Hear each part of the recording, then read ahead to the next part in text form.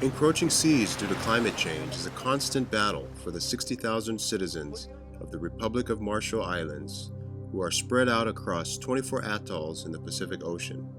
For them, there is no question that their land is being lost to the rising seas. We spoke with many of the residents on numerous islands, and they all expressed to us their concerns about land erosion, freshwater security, food security, and the issue of migration. We visited Majuro, Arno, Namdrik, Kili, and Jaluit atolls.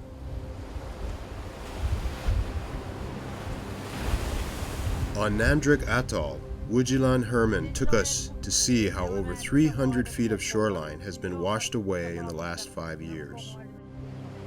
And on Kili Atoll, Ray Toka showed us where a 4-foot tidal wave had washed away 50 feet of shoreline and created a saltwater marsh where they once had taro crops and drinking wells. The taro is now destroyed and the wells are undrinkable. On Jaluit Atoll, Sylvester Amran showed us the crumbling seawalls that the Japanese had constructed over a half-century ago. This thing was connect all the way around the island, and now it's dying now. Minister Tony DeBroom weighed in.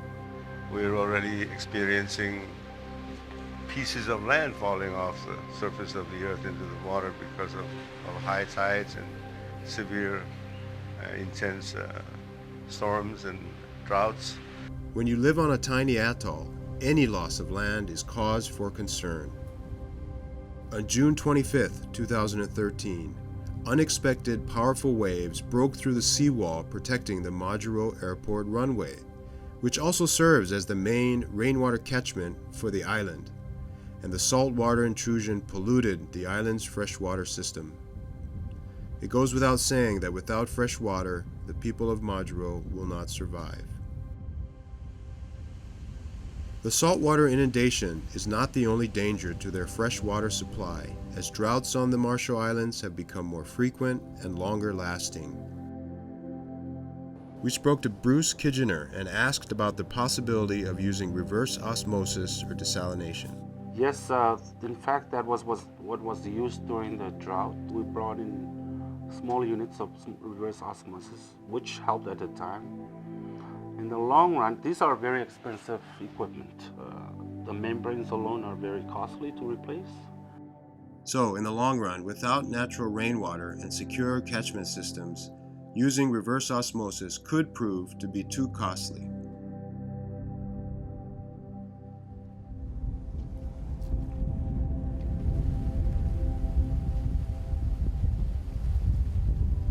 The Marshallese diet consists of fish, bananas, breadfruit, and pandanus. We spoke with a collection of elected officials to ask about their food security. All our coconuts are all down. All down? What does that mean, down? That means it's dying. Senile. Senile. Some senile, some dying because of the drought. Their crops are dying off, and they need to figure out how to grow food. The ground is getting, salinity is getting higher, and these crops are dying out. So we need to work with regional organizations that are developing salt-resilient crops now that can withstand the impact of the rising sea. Not being able to farm on these small atolls for food is a serious problem. But coconut is also a cash crop, which they export the oil and charcoal. But now, the trees are dying off at an alarming rate, and they are replanting the trees, which will take years to mature. The Marshallese government is trying to make life on these atolls as attractive as possible in order to slow down the pace of migration to their main island of Majuro, which is already overpopulated. The government has invested in solar paneling, water catchment systems, and freezers, but the pace of migration continues. It's already stressing what resources we have on this very dense populated area, and it's a very grave challenge for the government to address. Now it's increasing health risks as well as stressing on our education and other social networks. The rising sea is eroding their lands. Droughts are continuing, and the crops keep dying. What will happen to these people? God forbid, I don't even want to think about it. I think it's repugnant, the idea of moving people from these islands elsewhere. Wherever they're moved, they should be already economically independent. They cannot go become somebody else's ward. I cannot go move to Big Island and be subject to food stamps and all that sort of thing just to survive. That is not in existence. That's the kind of injustice you want to prevent. We have to develop something that will ensure an income that will prepare these people for anything in the future, but also come that eventuality, if that is in fact the reality of the future, they would still have that kind of economic resiliency to survive. The people of the Marshall Islands want to stay on their lands, but they will need help from the outside world for resources. The promise and the money is here, and the target countries are here.